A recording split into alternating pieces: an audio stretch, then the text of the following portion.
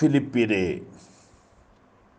സുവിശേഷ ഘോഷണത്തിൻ്റെ ആരംഭത്തിൽ ഞാൻ മക്കദോനിയയിൽ നിന്ന് പുറപ്പെട്ടാറെ, നിങ്ങൾ മാത്രമല്ലാതെ ഒരു സഭയും വരവ് ചിലവ് കാര്യത്തിൽ എന്നോട് കൂട്ടായ്മ കാണിച്ചില്ല എന്ന് നിങ്ങളും അറിയുന്നു.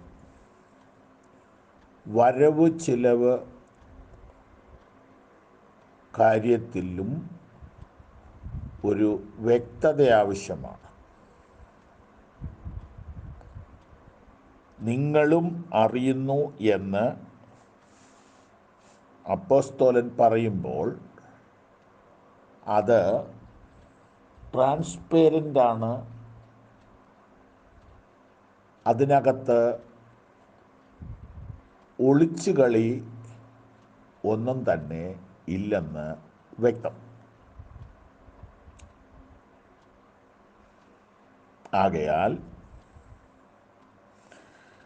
സുവിശേഷ പ്രവർത്തനത്തിൽ ഏർപ്പെട്ടിരിക്കുന്ന നമ്മളെല്ലാവരും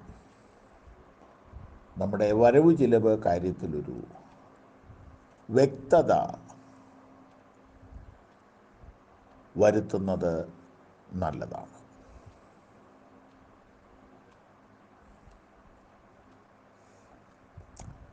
ഇല്ല എങ്കിൽ പിന്നത്തേതിൽ നമുക്കത് ദുഷ്പേര് ഉണ്ടാകാൻ കാരണമായി തീരും.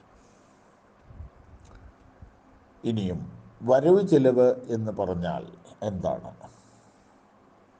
സുവിശേഷ പ്രവർത്തനം സ്വന്തം ചെലവിൽ ആരും തന്നെ ചെയ്യുന്നില്ല. ചെയ്യുന്നുണ്ട്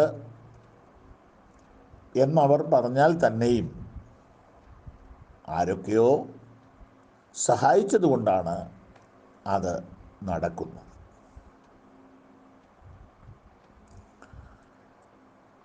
നിങ്ങളാരും എനിക്ക് പൈസ തരണ്ട, ഞാൻ പ്രസംഗിക്കാൻ പോകുന്നിടത്തുനിന്ന് ഒന്നും വാങ്ങാറില്ല, എനിക്കാരുടെയും പണം വേണ്ട എന്നിങ്ങനെ പൊതുവേദികളിൽ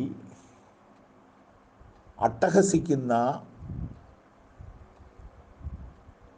ചിലരൊക്കെ ഉണ്ടെന്ന് കേൾക്കുന്നു. പക്ഷേ അവരും എന്തൊക്കെയോ എവിടുന്നൊക്കെയോ സ്വീകരിക്കുന്നുണ്ടെന്ന് വിശദമായി പഠിക്കുമ്പോൾ നമുക്ക് മനസ്സിലാവും.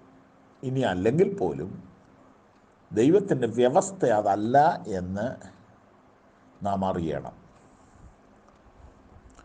എല്ലാവരും തങ്ങൾക്ക് ലഭ്യമാകുന്ന ഭൗതിക നന്മകളിൽ നിന്ന് അവരുടെ ദൈനംദിനമുള്ള ആവശ്യങ്ങൾക്ക് വേണ്ടിയുള്ള സാമ്പത്തിക സ്രോതസ്സിൽ നിന്ന് സുവിശേഷ വേലയ്ക്ക് സഹായിക്കണം. അങ്ങനെ സഹായിച്ചിട്ട് അതുകൊണ്ടാണ് ഈ വേല നടക്കേണ്ടത്. 2024 നമ്മുടെ കണക്കിലേക്ക് നാം തുടങ്ങുകയാണ്. 23 ക്ലോസ് ചെയ്തു. നമ്മൾ വരവ് ചെലവ് കാര്യത്തിൽ ഒരു കണക്ക് വെക്കുന്നുണ്ടോ? നമ്മൾ സുവിശേഷ വേലയ്ക്ക് എത്ര രൂപ ഈ വർഷം മുടക്കി എന്ന് ഒരു കണക്ക് സൂക്ഷിക്കാൻ പറ്റുകയാണെങ്കിൽ നല്ലതാണ്. ദൈവവേലക്കാർ മറ്റൊരു കണക്ക് സൂക്ഷിക്കണം. സുവിശേഷ വേലയോടുള്ള ബന്ധത്തിൽ എത്ര രൂപ ലഭിച്ചിട്ടുണ്ട്, ഏകദേശം ഒരു ധാരണ സൂക്ഷിക്കുന്നത് നല്ലതാണ്.